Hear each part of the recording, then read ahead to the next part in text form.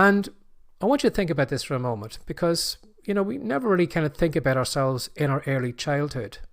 Do you remember when you were born? Well, you probably don't. But when you were born, when you were very small, you couldn't feed yourself, you couldn't talk, and you couldn't walk. And over the early years of your life, what you did was you failed again and again and again. You tried to stand up, you fell over, you might have bumped your head. But you got up again, and you tried to stand up again, and you tried it again, and you tried it again. Until the point where you were just standing on your feet, you were probably wobbling all over the place, you probably had to grab on to the sofa or the coffee table or something like that. But you were standing on your feet. And the only reason that you were standing on your feet was because you had the courage to go back after all those failures and try again and again and again. And the same too when you try to talk. In the beginning you were probably just making noises that nobody could understand. And then all of a sudden you got one word right.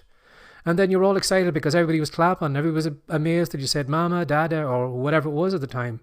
And what you did was you built on those failures until you eventually learned how to speak. So I want you to think about your life, where you are right now, going back to your childhood. And I want you to consider that your life so far has been a whole list of failures. You've failed over and over again. You probably have failed riding a bike until you got to ride a bike. You probably failed at learning how to drive a car, and now you probably have a driving license. You probably failed at your first couple of interviews for jobs. So you've always been failing. But we believe sometimes when we come online to build a passion business that this is the point that we can't fail at.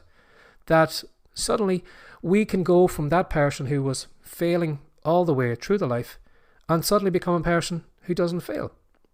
Now, how stupid is that? To believe that the person yesterday is going to be different today. That from today onwards is going to be perfect.